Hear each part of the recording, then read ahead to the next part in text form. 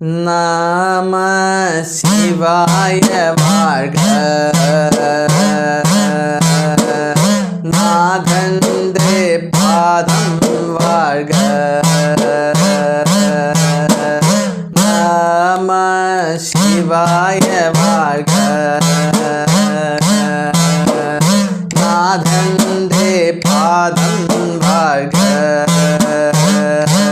മാണിക്യവാചകസ്വാമിയുടെ തിരുവാചകത്തിലെ തിരുച്ചാഴലിലെ അടുത്ത ചില പാട്ടുകളിലേക്ക് നാം പ്രവേശിക്കുകയാണ്. കാന്തയാം ശക്തിയെ ദേഹാർത്ഥമായി വഹിച്ചത്ര ഗംഗയെ കാന്തയാക്കി ജഡമേലണിഞ്ഞതെന്തേ? ഈ വിധം നിയന്ത്രിച്ചതില്ലെങ്കിൽ ഗംഗ പായും വേഗത്തോട് ഒഴിയെയും ആഴിയിൽ കടലാക്കിയിടും. അപ്പോൾ ഒഴിയെ ആഴിയിൽ കടലാക്കി മാറ്റുന്ന ശക്തിവിശേഷമാണ് ഗംഗ എന്ന് പറയുകയാണ്. അത്രയ്ക്ക് ശക്തിയേറിയ ഒഴുക്കോടെയാണ് ഗംഗ ഒഴുകി വരുന്നത്. ആ ഗംഗയെയാണ് ശിവൻ തൻ്റെ ശിരസിൽ തടഞ്ഞു നിർത്തിയത്. ഇതാണ് മാണിക്യവാചകസ്വാമി ഗംഗയെ ശിവൻ തലയിൽ ചൂടിയതിനെപ്പറ്റി പറയുന്നത്. ഇതാ നോക്കൂ, തോഴിയുടെ ചോദ്യമാണ്. കാന്തയാം ശക്തിയെ ദേഹാർത്ഥമായി വഹിച്ചു. കാന്തയായ ശക്തിയെ, ഉമാദേവിയെ ശിവൻ ദേഹാർത്ഥമായി വരിച്ചു. അങ്ങനെ ശിവൻ സ്വന്തം ഭാര്യയായി ഉമാദേവിയെ ദേഹാർത്ഥമായി സ്വീകരിച്ചിട്ടും എന്ത് ചെയ്തു? ഗംഗയെ കാന്തയാക്കി മറ്റൊരു ഭാര്യയെ കൂടി ശിവൻ സ്വീകരിച്ചു. അതാരാണ്? ഗംഗയാണ്. എന്നിട്ട് ആ ഗംഗയെ ജടയിൽ ചൂടുകയും ചെയ്തു. ഇതെന്ത് ന്യായമാണ്? ഇത് ശരിയാണോ എന്ന് തോഴി തൻ്റെ സഹപ്രവർത്തകയോട് ചോദിക്കുകയാണ്. ഉടനെ ആ സഖി അതിന് മറുപടി പറയാണ്. ഈ വിധം ഗംഗയെ നിയന്ത്രിച്ചതില്ലെങ്കിൽ ഗംഗ പാഞ്ഞ് വേഗത്തോടെ ഊഴിയെയും ആഴിയിൽ കലക്കിയിടും. ഊഴിയെ ആഴിയിൽ കടലാക്കി മാറ്റുമായിരുന്നു ഗംഗ. അത്രയ്ക്ക് വേഗത്തിൽ സഞ്ചരിക്കുകയായിരുന്നു ഗംഗ ചെയ്തിരുന്നത്. അതുകൊണ്ട് ആ ഗംഗയുടെ വേഗം കുറയ്ക്കാൻ വേണ്ടി ഗംഗയെ ശിവൻ ജടയിൽ തടഞ്ഞു നിർത്തുകയാണ് ഉണ്ടായത് എന്നാണ് ഇതിന് തോഴി ഉത്തരം പറയുന്നത്. അപ്പോൾ ഗംഗയും പാർവതിയും ശിവൻ്റെ തന്നെ ശരീരത്തിലെ രണ്ട് ഭാഗങ്ങളാണ്. ഉമാദേവി അർദ്ധഭാഗമാണ് എങ്കിൽ ഗംഗാദേവി ജടയിൽ ചൂടിയിരിക്കുന്ന ചന്ദ്രക്കലയാണ്. ആ ചന്ദ്രക്കലയിൽ നിന്നാണ് ഗംഗ പ്രവഹിക്കുന്നത്. ഇനി അടുത്ത പദ്യം നോക്കൂ. പാൽക്കടൽ തന്നിൽ നിന്നും പൊങ്ങിയ കാളകൂടത്തെ ഭക്ഷിച്ചതെന്തേ നാഥൻ? തോഴി ചോദിക്കുകയാണ്. പാൽക്കടൽ തന്നിൽ നിന്ന് പൊങ്ങിയ കാളകൂടം എന്തിനു വേണ്ടിയിട്ടാണ് ശിവൻ ഭക്ഷിച്ചത്? അതിന് തോഴി ഉത്തരം പറയാണ്. അങ്ങനെ ചെയ്തില്ലെങ്കിൽ ബ്രഹ്മാ വിഷ്ണുക്കളാകും മുഖ്യദേവന്മാരെല്ലാം ആ മഹാസാഗരത്തിൽ ചത്തു വീഴുമല്ലോ. അപ്പോൾ എന്തുകൊണ്ടാണ് പാൽക്കടലിൽ നിന്ന് കാളകൂട വിഷത്തെ ശിവൻ ഭക്ഷിച്ചത് എന്ന ചോദ്യത്തിനുള്ള ഉത്തരം ഇതാണ്. ബ്രഹ്മാവും വിഷ്ണുവും മറ്റു ദേവന്മാരുമെല്ലാം തന്നെ ആ കടലിൽ മുങ്ങിച്ചാകാതിരിക്കാൻ വേണ്ടിയിട്ടാണ് ശിവഭഗവാൻ കാളകൂടം ഭക്ഷിച്ചത്. അപ്പോൾ മറ്റു ദേവന്മാരെ രക്ഷിക്കാൻ വേണ്ടി, ബ്രഹ്മാ വിഷ്ണു ആദി ദേവന്മാരെയെല്ലാം രക്ഷിക്കാൻ വേണ്ടിയിട്ടാണ് കാളകൂടം ശിവൻ ഭക്ഷിച്ചത്. ഇല്ല എങ്കിൽ എല്ലാവരും, സമസ്ത ജനങ്ങളും സമസ്ത ദേവന്മാരും എല്ലാം കാളകൂട വിഷത്തിൽ നശിച്ചു പോകുമായിരുന്നു. അങ്ങനെ കാളകൂട വിഷം കഴിച്ച് ലോകം മുഴുവനും നാശത്തിന് വിധേയമാകാതിരിക്കാൻ വേണ്ടിയാണ് ഭഗവാൻ ആ കാളകൂട വിഷത്തെ പാനം ചെയ്തത്. അടുത്ത പാഠം നോക്കൂ. നിത്യം ചിദംബരത്തിൽ അർദ്ധനാരീശനായി നൃത്തമാടുന്നു നാഥൻ, എന്തിനെന്നോതൂ തോഴി. എന്തിനാണ് ശിവഭഗവാൻ എപ്പോഴും താണ്ഡവമാടി ചിദംബരത്ത് പരിലസിക്കുന്നത്? അതിന് ഉത്തരം ഇതാണ്. ആനന്ദം എന്താണെന്നീ ലോകത്തെ ജീവിതത്തിൽ മാനവന്മാരും കാണാനെന്ന് നീ കുഴലൂതൂ. അപ്പോൾ എന്തിനു വേണ്ടിയിട്ടാണ് ചിദംബരത്തിൽ ശിവൻ എപ്പോഴും താണ്ഡവമാടുന്ന അവസ്ഥയിൽ സ്ഥിതി ചെയ്യുന്നത് എന്ന് തോഴി ചോദിക്കുകയാണ്. അതിന് തോഴിയുടെ ഉത്തരം ഇതാണ്. ആനന്ദം എന്താണെന്ന് ലോകത്തിനും ബോധ്യപ്പെടുത്താൻ വേണ്ടിയിട്ടാണ് ഈ താണ്ഡവം. അപ്പോൾ ശിവതാണ്ഡവം എന്ന് വെച്ചത് ആനന്ദ താണ്ഡവമാണ്.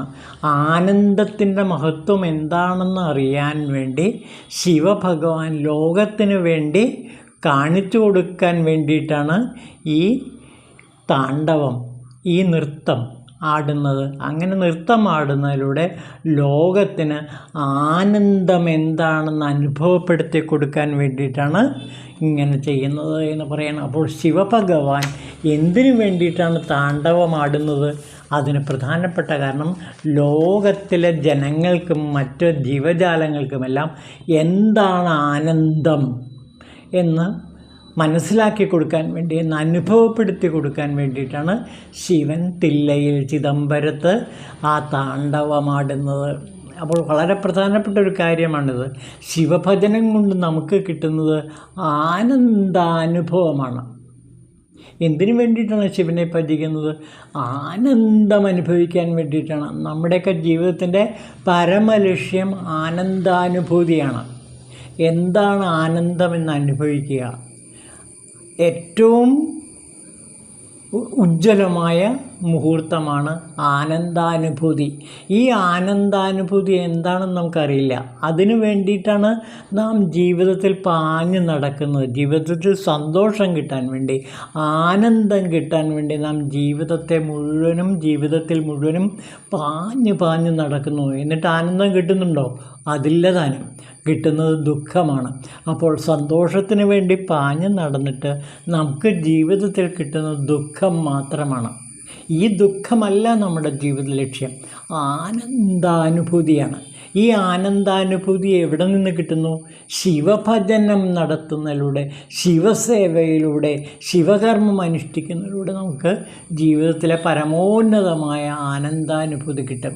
ഈ ആനന്ദാനുഭൂതി എന്താണെന്ന് തൻ്റെ ഭക്തന്മാരെ പഠിപ്പിക്കാൻ വേണ്ടിയിട്ടാണ് ശിവഭഗവാൻ തില്ലയിലെ ചിദംബരത്ത് ആനന്ദ നൃത്തമാടുന്നത്. ഈ ആനന്ദ നൃത്തത്തിലൂടെ സകല ജനങ്ങൾക്കും ജീവിതാനന്ദാനുഭൂതി പകരുകയാണ് ശിവൻ ചെയ്യുന്നത് എന്നാണ് പറയുന്നത്. അടുത്തത് നോക്കൂ. അന്തമില്ലാത്തൊരീശൻ നായക്കൊത്തൊരെന്നെ അടുക്കൽ വന്ന് എത്തി എന്നെ ആനന്ദാബ്ധിയിൽ മുക്കിയല്ലോ. എന്നെ ചവിട്ടിത്താഴ്ത്തും തൽച്ചരണാഭ വിണ്ണിൽ വിണ്ണോരും കണ്ടില്ലാത്തെന്ന് നീ വലം വയ്ക്കൂ. അപ്പോൾ പറയാണ്, ഈ ആനന്ദാനുഭൂതിയാണ് ഭഗവാൻ എനിക്ക് നൽകിയത് എന്ന് മാണിക്യവാചകർ ഇവിടെ സാക്ഷ്യപ്പെടുത്തുകയാണ്. അന്തമല്ലാത്തൊരു ഈശൻ നായക്കൊത്ത് എന്നെ അടുക്കൽ വന്നെത്തി എന്നെ ആനന്ദമാകുന്ന മഹാസമുദ്രത്തിൽ മുക്കിയല്ലോ. ആനന്ദസാഗരത്തിൽ എന്നെ ആറാടിച്ചു. ഞാൻ എങ്ങനെയുള്ളവനായിരുന്നു? നായക്കൊത്ത ജീവിതം നയിക്കുന്നവനായിരുന്നു. അപ്പോൾ നിസ്സാരമായ ജീവിതം നയിക്കുന്ന എന്നെ അന്തമില്ലാത്ത ഈശൻ, ആദിയും അന്തവുമില്ലാത്ത ഭഗവാൻ ശിവൻ എൻ്റെ അരികത്തേക്ക് വന്നിട്ട് എന്നെ ആനന്ദമാകുന്ന മഹാസമുദ്രത്തിൽ മുക്കിയല്ലോ. എന്തൊരു കാരുണ്യമാണ് ശിവഭഗവാൻ മാണിക്യവാചകരോട് കാണിച്ചതെന്ന് നോക്കൂ. നായക്കൊത്ത ജീവിതം നയിക്കുന്ന തന്നെ ഭഗവാൻ തൻ്റെ അരികിലേക്ക് വരുന്നു. മാണിക്യവാചകർ അങ്ങോട്ടേക്കല്ല ചെന്നത്, ശിവൻ മാണിക്യവാചകരുടെ അരികിലേക്കാണ് വന്നത്. പെരുന്തുറയിൽ നമ്മൾ കണ്ടതാണത്. മാണിക്യവാചകരുടെ അരികിലേക്കാണ് ശിവഭഗവാൻ വന്നത്. എന്നിട്ട് ആനന്ദമാകുന്ന മഹാസമുദ്രത്തിൽ മാണിക്യവാചകരെ ലയിപ്പിച്ചു എന്നാണ് പറയുന്നത്. അപ്പോൾ ആനന്ദാബ്ധിയിൽ മുക്കിയ അല്ലയോ ഭഗവാൻ, അങ്ങയോട് ഞാൻ എങ്ങനെയാണ് നന്ദി പറയുക? അങ്ങയോടുള്ള കടപ്പാട് ജന്മജന്മാന്തരങ്ങൾ കഴിഞ്ഞാലും തീരുകയില്ല. അത്രയ്ക്ക് ആനന്ദ മഹാസമുദ്രത്തിലാണ് അങ്ങ് എന്നെ പിടിച്ചു മുക്കിയത്.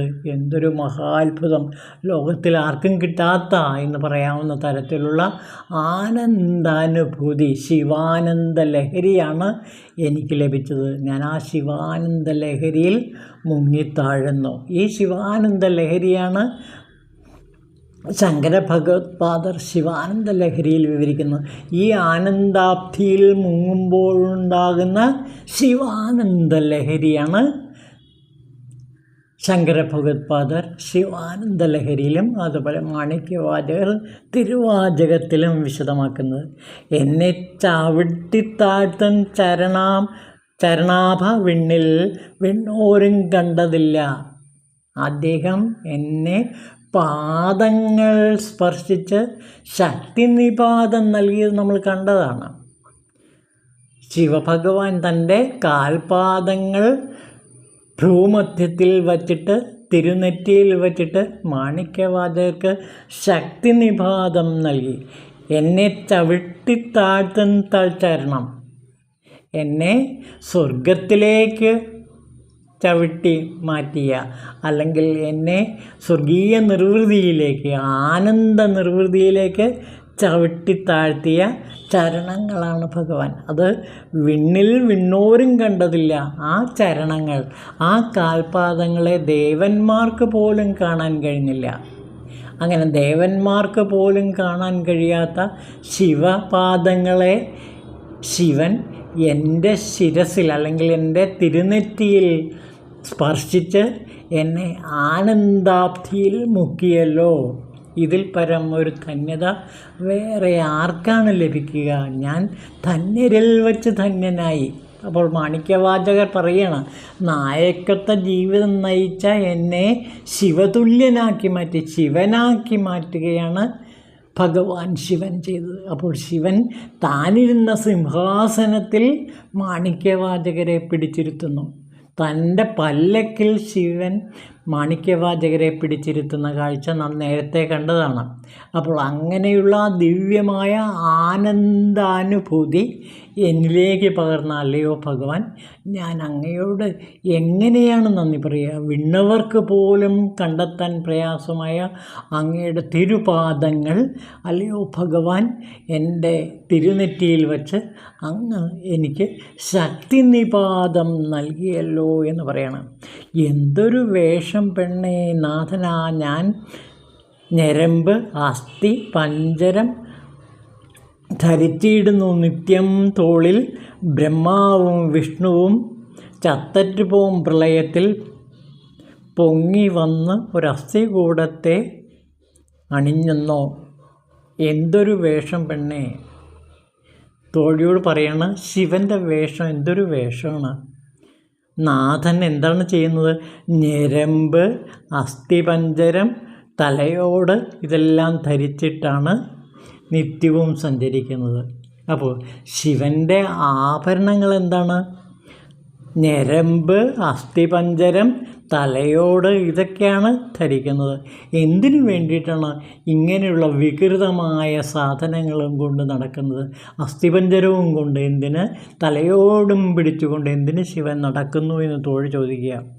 അതിന് കാരണം പറയാം, ബ്രഹ്മാവും വിഷ്ണുവും ചത്തറ്റുപോകും പ്രളയത്തിൽ. പ്രളയം വരുമ്പോൾ ഈ ബ്രഹ്മാവും വിഷ്ണുവൊക്കെ മരിച്ചു പോകും. പിന്നെ ബാക്കി ശേഷിക്കുന്ന എന്താണ്? അസ്ഥികൂടം മാത്രമാണ്. അപ്പോൾ മനുഷ്യൻ അവസാനം ജീവൻ പോകുമ്പോൾ പിന്നെ ശേഷിക്കുന്നത് അയാളുടെ അസ്ഥിപഞ്ജരം മാത്രമാണ്. ശിവൻ അസ്ഥികൂടങ്ങളെ ചുമക്കുന്നത് ജഡം ജീവനെ വഹിക്കുകയില്ല, മറിച്ച് ജീവൻ ജഡത്തെ വഹിക്കുകയാണെന്ന സത്യത്തെ ഉണർത്താൻ വേണ്ടിയാണ്. അപ്പോൾ ജീവൻ ജഡത്തെ വഹിക്കുകയാണ്. നമ്മുടെ ജഡം നമ്മുടെ ജീവനെ വഹിക്കുകയില്ല, മറിച്ച് നമ്മുടെ ജീവൻ ജഡത്തെ വഹിക്കുകയാണ് എന്ന സത്യം മാലോകർക്ക് മനസ്സിലാക്കി കൊടുക്കാൻ വേണ്ടിയിട്ടാണ് അദ്ദേഹം ഈ തലയോട്ടിയെല്ലാം ധരിച്ച് നടക്കുന്നത്. അപ്പോൾ ജഡമായ ഈ ശരീരം അല്ല നമ്മുടെ ജീവനെ വഹിക്കുന്നത്, മറിച്ച് ജീവനാണ് ജഡത്തെ വഹിക്കുന്നത് എന്ന് നമ്മെ പഠിപ്പിക്കാൻ വേണ്ടിയിട്ടാണ് ശിവഭഗവാൻ ഈ അസ്ഥികൂടവും അതേപോലെ തന്നെ തലയോടുമെല്ലാം തന്നെ ആഭരണങ്ങളായി അണിഞ്ഞ് സഞ്ചരിക്കുന്നത് എന്ന് പറയുകയാണ്. എന്തൊരു വേഷം പെണ്ണേ നാഥൻ അസ്ഥി ഞരമ്പ് പഞ്ചരം തലയോട് ധരിച്ചിടുന്നു നിത്യം. തോളിൽ ബ്രഹ്മാവും വിഷ്ണുവും ചത്തറ്റുപോവും, പ്രളയത്തിൽ പൊങ്ങി വന്ന് ഒരു അസ്ഥികൂടത്തെ ചുമന്നുന്നു. എന്തുകൊണ്ടാണ് അസ്ഥികൂടം ശിവൻ ധരിക്കുന്നതിനുള്ളതിന് ഉത്തരമാണിത്. ജീവൻ ജഡത്തെ വഹിക്കുകയാണ് എന്ന സത്യത്തെ മാലോകർക്ക് മനസ്സിലാക്കി കൊടുക്കാൻ വേണ്ടിയാണ് ശിവൻ ഈ അസ്ഥികൂടത്തെയും അതേപോലെ തന്നെ തലയോട്ടിയെയും എല്ലാം കയ്യിൽ കൊണ്ട് നടക്കുന്നത്, തോളിൽ അണിയുന്നത് എന്നാണ് ഇവിടെ മാണിക്യവാചകർ പറയുന്നത്. പിന്നെ അടുത്ത് നോക്കൂ. ഊണിനൊരോട് ഉണ്ട ഉടുത്തിടുവാൻ പുലിത്തോല്, നിദ്രയ്ക്കുണ്ടല്ലോ ചുടുകാട് എന്നിരപ്പോനെ ആര് ചെന്ന് ആദരിക്കാനുണ്ട്. ആരാണ് ഇങ്ങനെയുള്ള ആ നിസ്സാരനായ ശിവനെ ആരാധിക്കുന്നത് ചോദിക്കുക. ഊണിന് എവിടെയാണ് പോകുന്നത്? പിച്ച തെണ്ടിക്കൊണ്ടാണ് നടക്കുന്നത്. പിന്നെ ഉടുക്കുവാൻ എന്താണുള്ളത്? പുലിത്തോലാണ്. പിന്നെ ഉറങ്ങുന്നത് എവിടെയാണ്? ചുടുകാട്. ഇങ്ങനെയുള്ള ഈ യാചകനെ ആരാണ് ചെന്ന് വന്ദിക്കുക? അപ്പോൾ അതിന് തോഴി മറുപടി പറയാണ്, ഉംബർനാഥനും ദേവേന്ദ്രനും ഇന്ദ്രനും ബ്രഹ്മാവും വിഷ്ണുവുമാണ് ആദ്യമായിട്ട് ശിവനെ സന്ദർശിക്കുന്നത്. അപ്പോൾ ആര് ശിവനെ സന്ദർശിക്കും? ചുടുകാട്ടിൽ താമസിക്കുന്ന ശിവനെ, ഈ പിച്ച തെണ്ടി നടക്കുന്ന ശിവനെ ആരാണ് സന്ദർശിക്കുക എന്ന തോഴിയുടെ ചോദ്യത്തിന് ഉത്തരം പറയാണ്. ആരാണ് സന്ദർശിക്കുക? ഏറ്റവും മുമ്പരിൽ വച്ച് മുമ്പനായ, ശ്രേഷ്ഠന്മാരിൽ വച്ച് ശ്രേഷ്ഠന്മാരായ, ദേവന്മാരുടെ എല്ലാം അധിപനായ ദേവേന്ദ്രനും ബ്രഹ്മാവും വിഷ്ണുവുമൊക്കെയാണ് ശിവനെ സ്തുതിച്ചുകൊണ്ട് ശിവൻ്റെ അരികിലേക്ക് ആദ്യമായി ചെല്ലുന്നത്. ലോക ജനങ്ങൾ മുഴുവനും ശിവൻ്റെ അരികിലേക്ക് ഇതാ വന്ന് പാഞ്ഞടുക്കുകയാണ് എന്നാണ് പറയുന്നത്. അപ്പോൾ ചുടുകാട്ടിൽ താമസിക്കുന്ന അസ്ഥിപഞ്ജരങ്ങളും തലയോടുകളും ധരിച്ച് പിച്ച തണ്ടി നടക്കുന്ന ഈ ശിവഭഗവാനെ ദേവന്മാരുടെ അധിപനായ ദേവേന്ദ്രനും ബ്രഹ്മാവും വിഷ്ണുവും മാത്രമല്ല ലോകത്തിലുള്ള സകല ചരാചരങ്ങളും ശിവൻ്റെ അരികിൽ ചെന്ന് ശിവനെ വന്ദിച്ച് ശിവനെ സ്തുതിച്ച് പാടി ശിവനെ പ്രീതിപ്പെടുത്തി ശിവൻ്റെ അനുഗ്രഹത്തിന് വേണ്ടി കാത്ത് കെട്ടിക്കിടക്കുന്ന കാഴ്ചയാണ് മാണിക്യവാചകർ നമുക്ക് കാണിച്ചു തരുന്നത്. അപ്പോൾ ശിവഭഗവാന്റെ അലൗകികമായ തേജസ് മാത്രമല്ല, ഈശ്വരത്വം മാത്രമല്ല, അതോടൊപ്പം തന്നെ സർവ്വസ്നേഹവും പ്രപഞ്ചങ്ങളെയെല്ലാം തന്നിൽ ലയിപ്പിച്ച് സ്നേഹം കൊണ്ട് അവരെയെല്ലാം ശിവസ്വരൂപികളാക്കി മാറ്റുന്ന അല്ലയോ ശിവഭഗവാൻ, അങ്ങയുടെ പാദാരവിന്ദങ്ങളിൽ ഞാൻ നമസ്കരിക്കുന്നു. ഓം ശിവായ നമഃ.